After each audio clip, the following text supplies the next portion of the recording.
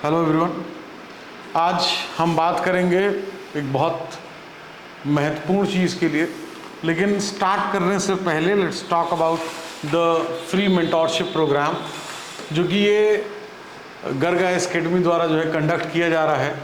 And इसमें जो state PSC या यूपीएससी के जो बच्चे हैं वो इस पर एनरोल कर सकते हैं कम्प्लीटली फ्री ऑफ कॉस्ट। बहुत से बच्चे ऐसे हैं जो फॉर्म फिल कर दे रहे हैं और उस पर जो नंबर डाल रहे हैं, या तो आप उस नंबर को दोबारा चेक करिए, क्योंकि जो हमारी टीम कोऑर्डिनेट करने की बात कर रही है या जब कॉल करने की बात हो रही है तो फिर वो नंबर कनेक्ट नहीं हो रहा है। तो अगर आप उनमें से एक हैं जिसने फॉर्म भरा है और आपको अभी तक कोई कम्युनिकेशन नहीं मिला है, तो इसका डायरेक्टली मीन्स यही है कि हम आपको कनेक्ट नहीं कर पा रहे हैं आपसे। आप हमको डायरेक्ट जो है इस नंबर पर, यहाँ जो नंबर दिया है इस नंबर पर आप हमको कांटेक्ट कर सकते हैं, कॉल या मैसेज कर सकते हैं, सो दैट कि एटलीस्ट अगर आप इंटरेस्टेड हैं और आपकी कंसर्न हम तक पहुंची है लेकिन हम आपको कांटेक्ट नहीं कर पा रहे हैं, तो इट्स बेटर कि आप हमको कांटेक्ट कर पाइए, है ना। तो let's start of with the video हम स्टार्ट करते हैं। Office of the president of India, हम उसकी बात करेंगे, है ना। इस समय करेंटली करंट अफेयर के पॉइंट ऑफ व्यू से बात करें तो जस्ट अभी इलेक्शन हुए हैं, है ना, न्यू प्रेसिडेंट जो है इलेक्ट हुए हैं। तो अब हम बात करेंगे यहाँ पे ऑफिस ऑफ द प्रेसिडेंट की, कि कौन कौन से आर्टिकल क्या क्या प्रोवाइड कराते हैं, कौन कौन वोट करते हैं, किस तरीके से पूरा ऑफिस का जो टेन्योर होता है, किस तरीके से चीज़ें जो वर्किंग होती है वो चलती है। इन शॉर्ट हम एक ओवरऑल व्यू जो है इन अ ब्रीफ मैनर जो है ऑफिस ऑफ द प्रेसिडेंट को हम समझेंगे, है ना। और समझ के ये हमारे यूपीएससी के एग्ज़ाम के पर्सपेक्टिव से बहुत इम्पॉर्टेंट है। Kindly note each and everything, जो भी आपको लगता है, स्पेशली जो इम्पॉर्टेंट पार्ट्स है उसको मैंने रेड में जो है उस फॉन्ट को जो है कर दिया है, उसको आप नोट करना चाहें तो आप नोट कर सकते हैं। तो starting off with the president is the executive head of the country. तो president is the executive head of the country, है ना। Head of the country president है, head of the government prime minister, है ना। तो article 52 की बात करें तो आर्टिकल 52 क्या प्रोवाइड करता है? Provide for the office of the president. तो अगर आपको एक क्वेश्चन आ सकता है which article provide for the office of the president, तो द आंसर इज आर्टिकल 52, है ना। इट स्टेट्स दैट, ये क्या स्टेट करता है आर्टिकल 52, कि there shall be a president of India. कि आर्टिकल 52 जो है प्रोवाइड ही करता है क्या? Office of the president. तो डेफिनेटली वो there shall be a president of India, ये कौन प्रोवाइड करता है? आर्टिकल 52। आर्टिकल 53 की बात करें तो डिक्लेयर करता है, क्या डिक्लेयर करता है? President is the executive head of the state that is India. तो जैसे हमने पहला ही देखा executive head of the country या executive head of the state बोले, तो ये कौन डिक्लेयर करता है? ये डिक्लेयर करता है आर्टिकल 53, है ना। तो article 52 provides for the office, article 53 provides for the कि president is the executive head of the state, मतलब हमारा कंट्री इंडिया, है ना।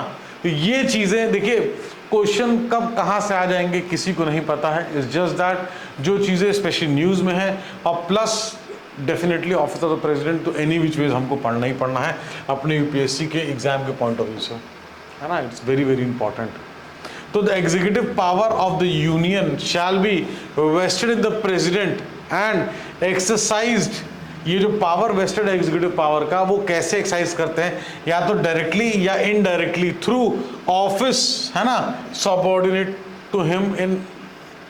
तो कहने का ये मतलब है कि डायरेक्टली इनडायरेक्टली जो एग्जीक्यूटिव पावर है उसको किस तरीके से एक्सरसाइज कर रहे हैं, ये सारी चीज़ें जो हैं जब हम आर्टिकल 53 देखते हैं, है ना, तो ये प्रोवाइड करता है executive head of the state, executive head of the country. अगर हम बात करें हेड ऑफ द कंट्री बात करें तो वो प्रेसिडेंट है, इसमें कोई कन्फ्यूजन नहीं होना चाहिए। This is very very simple and being very very clear, है ना। तो प्रेसिडेंट एक हमने देखा एग्जीक्यूटिव हेड बोल रहे हैं प्रेसिडेंट को, है ना, हेड ऑफ द कंट्री। फिर supreme commander of the arm forces, president is the supreme commander of the arm forces. इसमें कंफ्यूजन नहीं होना चाहिए किसी भी अदर। प्रेसिडेंट जो है सुप्रीम कमांडर है of arm forces. That the president के पास पावर है किस चीज़ की? पावर टू डिक्लेयर वॉर या पीस? तो president, who has the power in the government या who has the power to declare war or peace? So the answer is the president. The president has the power. The parliament can confer additional power on any authority except the president, है ना? The president cannot transfer any authority. तो parliament can confer additional power on any authority but except the president. Exceptions पे भी questions आ जाते हैं, है ना? Article 58 की बात करें तो क्या क्वालिफिकेशंस बताता है? किस चीज की qualification? For the office of the president. तो आपको सिंपल आर्टिकल 58 लिखा, क्वालिफिकेशन, लिस्ट द क्वालिफिकेशन, आप लिखो चना लिखो, आप इतना लिखो आर्टिकल 58 क्वालिफिकेशन ऑफिस प्रेसिडेंट। तो qualification office president article 58, article 58 qualification office president. 2 से 3 बार तो अभी मैंने बोल दिया। तो आपको इस तरीके से ये चीज़ें, ऐसा नहीं है कि आपको डायरेक्टली कोई क्वेश्चन आ जाए कि आर्टिकल 58 क्या स्टेट करता है, आ सकता है, लेकिन ज़्यादा चांसेस क्या हैं कि ये चीज़ पूछा जाए और ये आर्टिकल सेलेक्ट करिए, या इस आर्टिकल के रेफरेंस में 2-3 स्टेटमेंट दे दें, उसको आप सेलेक्ट करिए। प्लस जो आंसर राइटिंग कर रहे हैं या कहीं हमको अगर qualification for the office of the president की बात करना है तो फिर हम आर्टिकल 58 को कोट करेंगे, है ना? तो क्वालिफिकेशन रिक्वायर्ड, क्वालिफिकेशन क्या है? क्वालिफिकेशन रिक्वायर्ड है सबसे पहले क्या? Should be a citizen of India, should have completed the age of 35। तो पहले तो सिटीजन ऑफ इंडिया, दूसरा एज ऑफ 35 ईयर्स, और qualified for election as a member of house, है? Member of house, which house? Lok Sabha, है ना? House of the people. तो citizen of India, 35, qualified for election of the house of the people. ये चीज़ें हमको qualification में पता होनी चाहिए। देखिए, इसमें मैं बार बार अगर बोलूँ कि इंपॉर्टेंट है तो really doesn't look nice. It's just that you should understand कि ये कंप्लीट जो लेक्चर है, जो ऑफिस ऑफ द प्रेसिडेंट के लिए जो है, मैं जो भी चीज़ें बेस्ट पॉसिबल हो सकती है, in a brief manner I am trying to explain, है ना? Must not hold any office of profit, है ना, under the government of India और any government of any state, है ना, और अंडर एनी लोकल और other authority subject to control of any of the said government, है ना? Must not hold clearly mention है ना? However a sitting president, vice president, governor of any state और minister of the union, है ना, और state is not disqualified from contesting.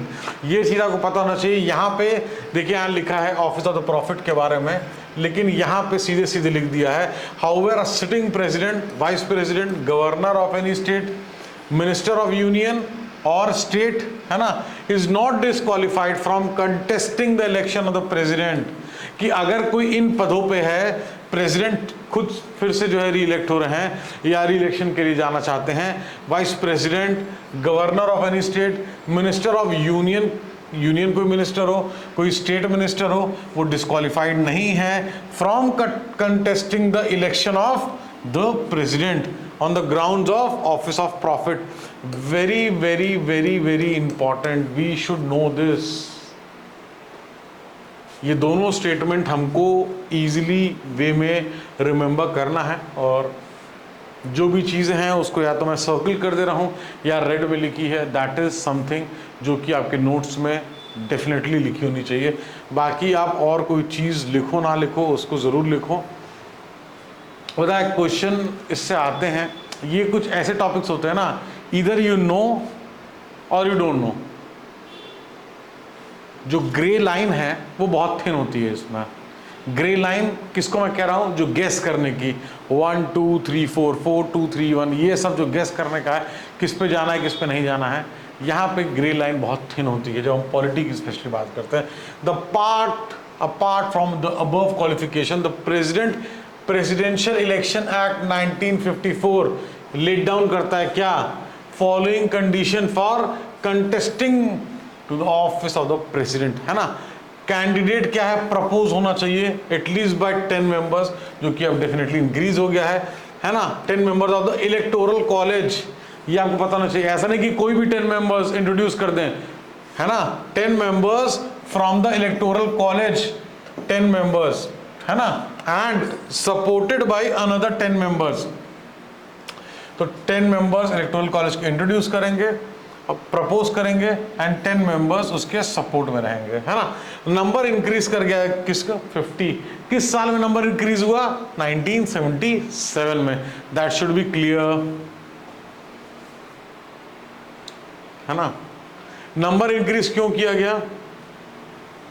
अगर कोई पूछ ले आपसे नंबर इंक्रीज क्यों किया गया, भाई आप इतने बड़े पोस्ट के लिए हेड ऑफ द कंट्री के पोस्ट के लिए इलेक्शन जो इनडायरेक्टली वे में इलेक्ट होते हैं, और जो इलेक्टोरल कॉलेज जो उसको इंट्रोड्यूस कर रहे हैं उस पर्सन को, तो डेफिनेटली ऐसा नहीं है ना, मतलब जो इतने बड़े पोस्ट के लिए कि कोई भी आके खड़ा हो जाए। तो इसलिए थोड़ा सा 10 मेंबर्स सपोर्ट कर रहे हैं, 10 मेंबर्स इंट्रोड्यूस कर रहे हैं, उसको 50 कर दिया गया, है ना। कैंडिडेट प्ले द सिक्योरिटी, है ना, यहाँ प्ले नहीं है, पे है ना, पे the security deposit of 2500 along with nomination paper, जिसको इंक्रीज करके 50,000। तो जो इंट्रोड्यूस करते थे वो 10 से 50 हो गए, यहाँ 2500 की बात थी, 2500 से 15,000 हो गया, है ना। The security deposit will not be returned if the candidate doesn't get 1/6 of the valid votes polled। तो किस कंडीशन में सिक्योरिटी डिपॉजिट जो 15,000 का है अब वो रिफंड नहीं होगा? अगर जो कैंडिडेट है उसको 1/6 ऑफ द वैलिड वोट पोल जो है उसको अगर उसके लिए फेवर में नहीं है तो फिर उसका सिक्योरिटी डिपॉजिट रिटर्न नहीं होगा, है ना।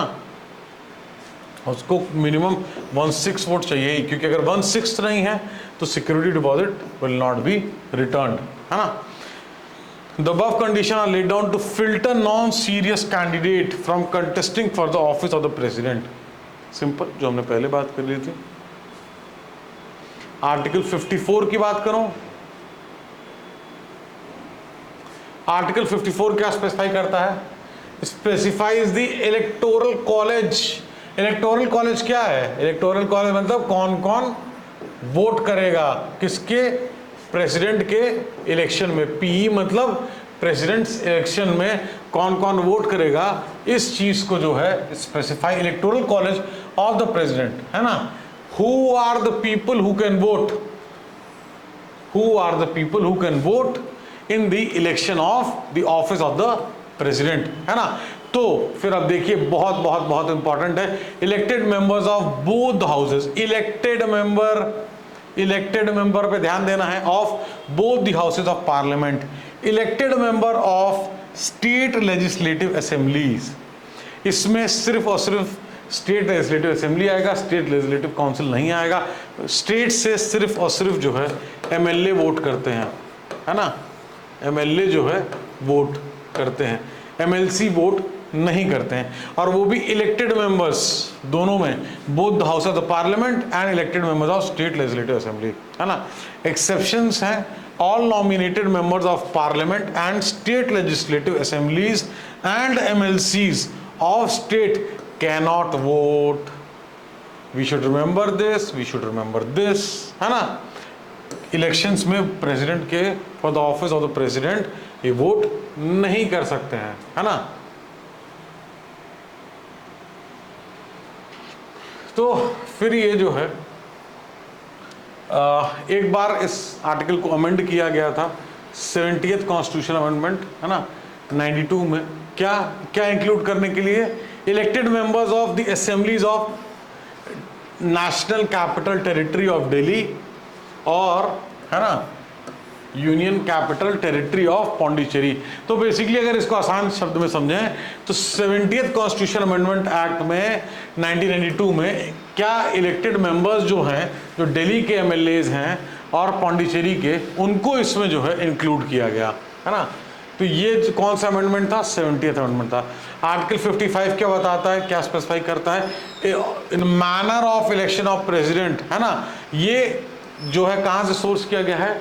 From the constitution of Ireland. Very important. इस वैसे भी इस पूरे वीडियो में अगर आप रियली इस वीडियो को देख रहे हैं तो इस वीडियो में आपको बहुत से ऐसे पॉइंट मिलेंगे जिससे आप प्रीवियस ईयर क्वेश्चन को अगर आप चेक करोगे तो डायरेक्टली या इनडायरेक्टली उससे बहुत सारे क्वेश्चंस आए हैं, है ना।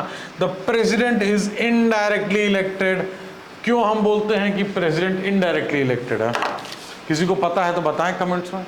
Why do we say that president is indirectly elected?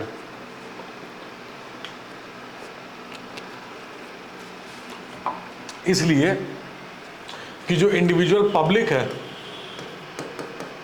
वो तो वोट करने जा नहीं रही है। प्रेसिडेंट के इलेक्टोरल कॉलेज में जनरल पब्लिक तो होती नहीं है, तो ये डायरेक्टली कैसे इलेक्ट हो सकता है? इसीलिए इसको इनडायरेक्टली बोलते हैं कि president, the president of India is elected indirectly, है ना, through a system of representation by single transferable vote, है ना। इसको अभी हम आगे समझेंगे किस तरीके से वर्क करता है ना। प्रोपोर्शनल रिप्रेजेंटेशन, अब देखिए प्रोपोर्शनल रिप्रेजेंटेशन की अगर हम बात करें तो जो प्रोपोर्शनल रिप्रेजेंटेशन क्या मीन्स करता है? That equal representation to the union and states in electing the president of the India, है ना। The whole method of election of the president is evolved that it gives equal importance to the decision of parliament and the states, है ना। ये जो चीज़ है, जो federal वाला concept है, वहां पे ये चीज़ आप यूज कर सकते हैं, है ना। अनलाइक द जनरल इलेक्शन, यहाँ पे जो वोट्स पोल होते हैं प्रेसिडेंशियल इलेक्शन में, उनकी वैल्यू 1 नहीं होती है ना। जैसे मान लीजिए अगर हम आप जाते हैं वोट करते हैं एमएलए के चुनाव में या एमपी के चुनाव में, तो हमारी वोट की वैल्यू कितनी होती है? 1। लेकिन ऐसा नहीं होता है जब प्रेसिडेंशियल इलेक्शन होता है। क्यों नहीं होता है वो आगे हम देखेंगे अभी, है ना। But will have a vote value calculated on the basis of the following principle. तो अब हम आगे प्रिंसिपल्स देखते हैं कि वोट वैल्यू किस तरीके से कैलकुलेट होती है ना। तो इसमें हम देखेंगे प्रिंसिपल ऑफ इक्वालिटी पहले, है ना। तो ये क्या इंश्योर करता है? Principle of equality, procedure of calculating the vote value of MLAs is same for all the states. MLA किसी भी स्टेट का हो, उसकी जो वोट वैल्यू है ना, ensures that the procedure of calculating the vote value of MLA is same for all the states. Vote value निकालने का तरीका एमएलए का for all the state is same. तो principle of equality equal to total population of state divided by total number of elected member of state legislative assembly. जो population है divided by total number of elected member, क्योंकि electoral college का हिस्सा कौन है? Elected member of state legislative assembly. तो उन्हीं को यहाँ पे elected member of state legislative assembly into 1/1000, इसको हम क्या कहेंगे? ये इससे हम प्रिंसिपल ऑफ इक्वालिटी को डिराइव करेंगे, है ना। The vote value of an MLA of state will depend on the population of that state and therefore the vote value of MLA varies from state to state, है ना। तो जो procedure है वो सेम है। Vote value of all MLAs state to state वो जो है डिफर करती है, वो डिपेंड करती है किस चीज़ पे? पॉपुलेशन ऑफ दैट स्टेट पे। ये आपको बहुत क्लियर होना चाहिए। पॉपुलेशन ऑफ दैट स्टेट पे जो है वो चीज़ डिपेंड करती है ना। तो ये प्रिंसिपल ऑफ इक्वालिटी है। देखिए इसके बहुत से कॉम्प्लेक्स तरीके हैं जिस पे इसको एक्सप्लेन किया जा सकता है। जैसे मैंने पढ़ा है वैसे ही मैं आपको पढ़ाने की प्रयास कर रहा हूँ कि प्रिंसिपल ऑफ इक्वालिटी को इस तरीके से, इस फॉर्मूले के हिसाब से डिराइव कर सकते हैं, है ना। और जो वोट वैल्यू है of MLA of state depend किस पे करता है? Population of that state. आपको कहे vote value of MLA depends on the national population, तो कैसे? अब एमएलए जब स्टेट का है, देखिए कंफ्यूजन की चीज़ें होती हैं और एग्जाम में पूछ लेता है और हम आप परेशान हो जाते हैं। इसलिए हमको सोचना है कि vote value of MLA of state will depend on the population of that state, है ना। अब हम बात करें प्रिंसिपल ऑफ पैरिटी की। इक्वालिटी बात करें, अब पैरिटी। अब प्रिंसिपल ऑफ पैरिटी क्या इंश्योर करता है? कि vote value of MPs irrespective of the constituency of the state represent the same। देखिए vote value of MLA differ करेगा, that depends on the population of that state. लेकिन principle of parity की अगर हम बात करें तो जो वोट वैल्यू है MPs इर्रिस्पेक्टिव वो किस कॉन्स्टिट्यूएंसी से हैं, उस कॉन्स्टिट्यूएंसी में कितनी पॉपुलेशन है, किस स्टेट पे हैं, ये जो है कहीं ना कहीं vote value of MP respective of the constituency of the state the represent is the same. तो प्रिंसिपल पैरिटी की अगर बात करें तो total vote value of all MLA of all the states divided by total number of elected MPs। elected याद रखना है, elected। देखिए ये कुछ चीज़ें हैं, हो सकता है आप सुन रहे होंगे, आपको लग रहा होगा कि ये कैलकुलेशन कैसे है, ये कैलकुलेशन कैसे है। आपको कैलकुलेशन नहीं करना है, आपको प्रोसीजर पता होना चाहिए, स्टेप्स पता होने चाहिए, किस किस चीज़ को किस किस तरीके से डिराइव करते हैं, ये पता होना चाहिए, है ना। कोटा सिस्टम की बात करें तो आफ्टर द इलेक्शन, है ना, total number of votes polled, total number of votes poll are divided by number of candidates contesting in the election, है ना। तो इस चीज को only that candidate who gets the quota is declared elected as the president. तो quota कैसे calculate करते हैं देखें, total vote value of elected MPs, total vote value of elected MLAs of all states divided by number of candidates contesting for the election of the office of the president plus 1। यहां पे हमको याद करना है +1 vote value MPs, vote value MLAs of all state divided by number of candidate contesting +1। ये quota system है ना। Single transferable vote की अगर बात करें तो single transferable vote unlike the general election, जैसे जनरल इलेक्शन होते हैं उससे अंतर है कि voters of the office of the president do not choose one candidate, very very important, एक कैंडिडेट को नहीं चूज करते हैं, सॉरी, हाँ, they indicate their preferences, preference. जैसे कि अगर मान लीजिए 3 लोग कंटेस्ट कर रहे हैं तो हम क्या इंडिकेट करेंगे, voters are suppose to indicate their first choice, second choice and third choice for the preference for the office of the president, है ना। तो फर्स्ट प्रेफरेंस डेफिनेटली ऑब्वियस है ना, फर्स्ट प्रेफरेंस पहले काउंट होगा, फर्स्ट काउंटेड फर्स्ट, है ना। If any candidate who has secures the quota in this count is declared elected. तो जब तक जो प्रेफरेंस है, जो फर्स्ट प्रेफरेंस वोट्स काउंट होता है फर्स्ट, और अगर वो सिक्योर कर लिया है कोटा तो फिर यहीं पे सारी चीज़ें रुक जाएंगी और डिक्लेयर कर देंगे इलेक्ट, नहीं तो फिर राउंड रिपीट होगा, है ना। If no candidate is able to secure the quota,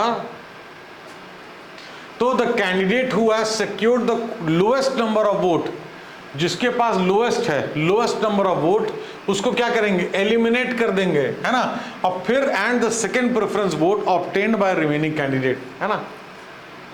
तो इसी तरीके से साइकिल, द प्रोसेस कंटिन्यूज, ये जो साइकिल में कह रहा process continues till a candidate obtains the required quota. तो कोटा को फुलफिल तो करना है ना। Article 56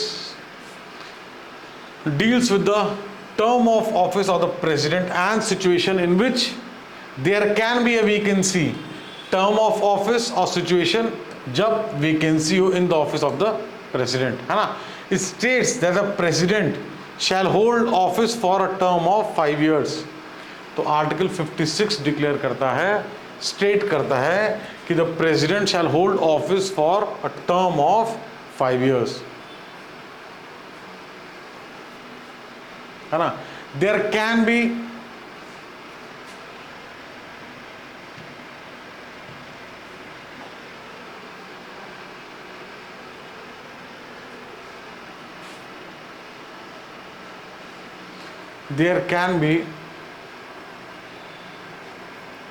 a vacancy in the office of the president, है ना। वैकेंसी किस किस ग्राउंड पे हो सकती है उस चीज़ को अगर हम देखें तो पहला रेजिग्नेशन, है ना। प्रेसिडेंट जो है by writing under his hand address to the vice president, president अगर रिजाइन करता है तो किसको एड्रेस करेगा, टू द वाइस प्रेसिडेंट, है ना, रिजाइन्स हिज ऑफिस। और फिर जो वाइस प्रेसिडेंट है वो speaker of the house of the people को वो चीज़ को बताएगा about the resignation of the president. देखिए स्टेप है, स्टेप 1 रेजिग्नेशन, फिर रेजिग्नेशन के नीचे आप लिखेंगे president writes to vice president. Vice president है ना, वाइस प्रेसिडेंट किसको इन्फॉर्म करता है, वाइस प्रेसिडेंट इन्फॉर्म करेंगे स्पीकर को, है ना।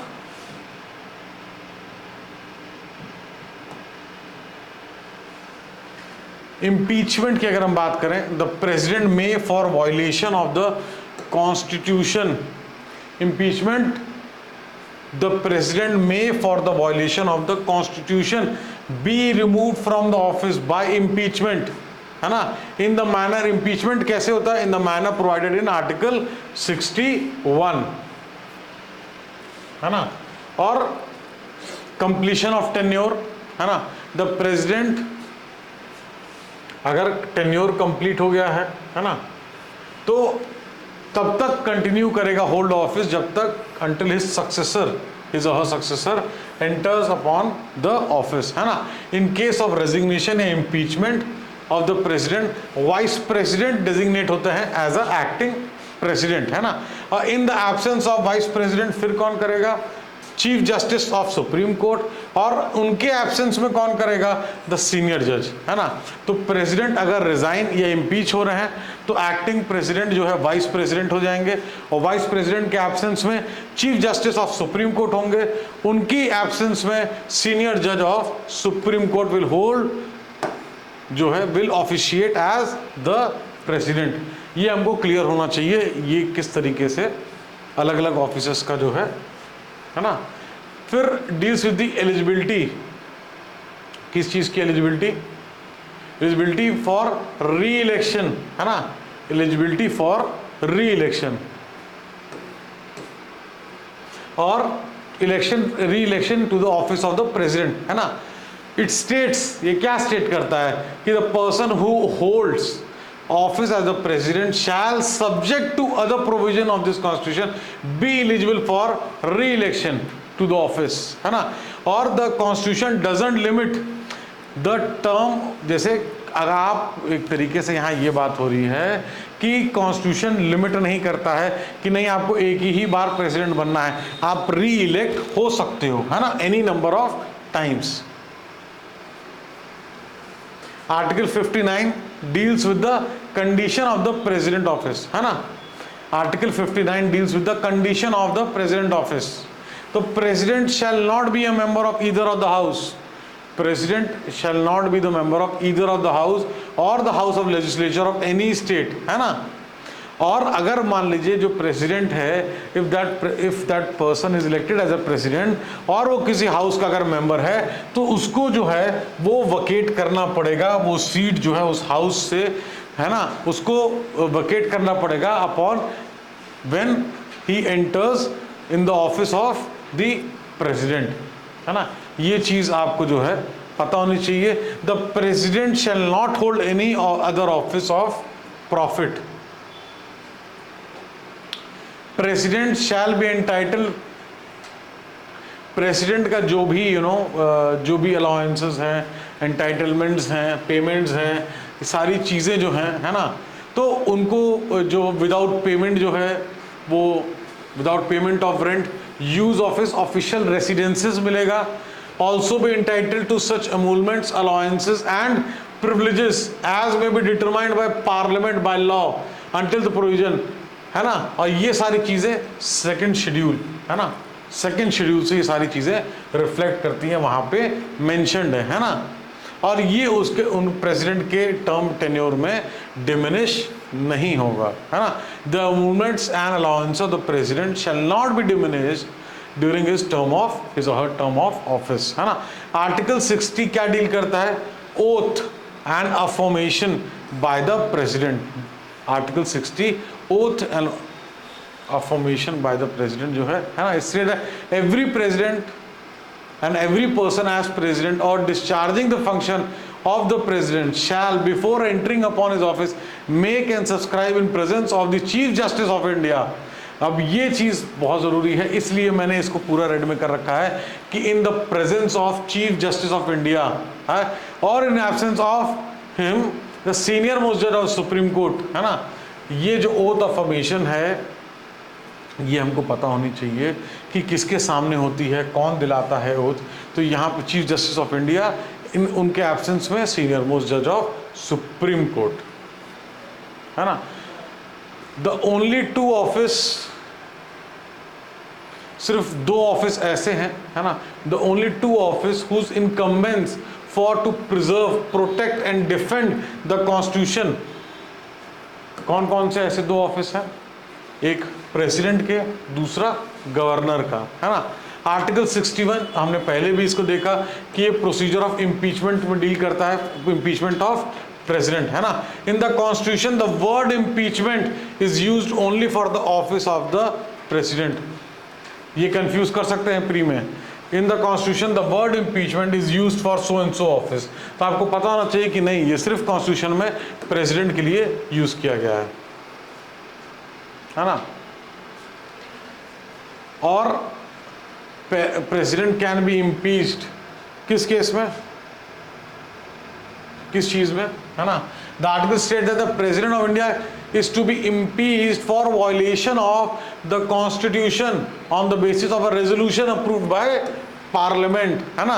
तो द प्रोसीजर ऑफ इम्पीचमेंट की अगर हम बात करें तो प्रोसीजर ऑफ इम्पीचमेंट है the regulation to remove the president of India be initiated in either of the house of the parliament. देखिए ये हो सकता है कि नहीं, उसको सिर्फ और सिर्फ लोकसभा में ही जो है इनिशिएट करना है, नहीं सिर्फ राज्यसभा में इनिशिएट करना है, ऐसा नहीं है।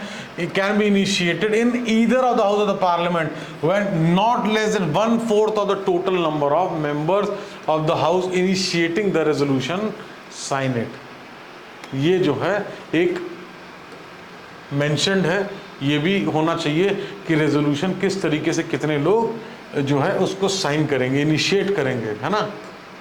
The resolution can be moved only after at least 14 days of notice in writing signed by not less than 1/4 of the total number of members of the house is served to the president। तो यहाँ पे 14 days के notice की भी बात हो रही है। इंट्रोड्यूस कहते हैं, कैसे कर सकते हैं, not less than 1/4 of total number of member of house, total number की बात हो रही है। इनिशिएटिंग द रेजोल्यूशन साइन, है ना। The resolution has to be pass by majority of not less than 2/3 of the total membership house initiating it. The resolution is then sent to the other house. तो एक house में वो पास होगी, फिर उसको other house भेजा जाएगा, और अदर हाउस में भी इन्वेस्टिगेशन और regulation is pass by a majority of not less than 2/3 of the total membership of the other house. Then the president को क्या स्टैंड्स इम्पीच्ड और रेजोल्यूशन इज सो पास्ड। तो ये जो चीज़ें हैं, देखिए जो इम्पीचमेंट जो प्रोसीजर है बहुत इम्पॉर्टेंट है, आपके मेंस पॉइंट ऑफ व्यू से भी बहुत इम्पॉर्टेंट है। मैं ब्रीफ तरीके से आपको बता सकता हूँ इस वीडियो के माध्यम से कि उसको आप देखें और समझें, नोट्स बनाएं। आप जो भी बुक्स फॉलो करते हैं आप उससे पढ़िए, लेकिन नोट्स ज़रूर बनाइए, रिवीजन में वो बहुत बहुत बहुत ज़्यादा हेल्प करेगा आपको, है ना। फिर आप देखेंगे, अगर यहाँ आर्टिकल 62 की हम बात करें तो स्पेसिफाई क्या करता है, time of holding elections to fill the vacancy, है ना। Time for holding the election to fill the vacancy of the office of the president, है ना। And the term of office of person elected fill casual vacancy, है ना। It states that the election to the office of the president must be conducted before the completion of the tenure of the sitting president. तो जो sitting president हैं उनको उनके tenure के पूरा होने से पहले ही इलेक्शन जो है for the office of the president हो जाना चाहिए, मस्ट बी कंडक्टेड बिफोर, है ना। An election to fill a vacancy caused by the expiration of the term office of the president shall be completed before the expiration of the term, जो हमने देखा, है ना। Election to fill a vacancy in the office of the president, अगर इसको हम देखें, election to fill a vacancy, election to fill a vacancy in the office of the president occurring by the reason of his death या resignation और removal और otherwise shall be held as soon as possible, है ना, in no more later than 6 months from the date of occurrence of the vacancy. बहुत बहुत important है। 6 महीने के अंदर जो है उस चीज को कर लेना है। And the person elected to fill the vacancy shall be subject to the provision of article 56, है ना, be entitled to hold office for the full term of 5 years, है ना, from the date on which he enters upon his office. तो ऐसा नहीं है कि जो बाकी था टर्म सिर्फ उसको जो है हेल्ड करेंगे, नहीं, वो जो पर्सन इलेक्ट होंगे वो पर्सन कंप्लीट जो है अपने जो ऑफिस का टर्म है 5 years का उसको जो है होल्ड करेंगे, है ना। तो इस तरीके से हमने जाना कि ऑफिस ऑफ द प्रेसिडेंट में कौन कौन से आर्टिकल्स हैं जिस पे डील करते हैं, और वो आर्टिकल किस चीज़ को स्टेट करते हैं, ये हमको पता होना चाहिए। उस चीज़ को हमने देखा। कोई आपका क्वेश्चन हो तो definitely you can ask. Mentorship program में अगर को आप ज्वाइन करना चाहते हैं तो डिस्क्रिप्शन में नंबर दिया है, गूगल फॉर्म दिया है, आप उसको फिल करके आप मेंबरशिप में ज्वाइन कर सकते हैं। कम्प्लीटली फ्री है मेंटोरशिप का जो मेंबरशिप प्रोग्राम है। और thank you so much for watching the video.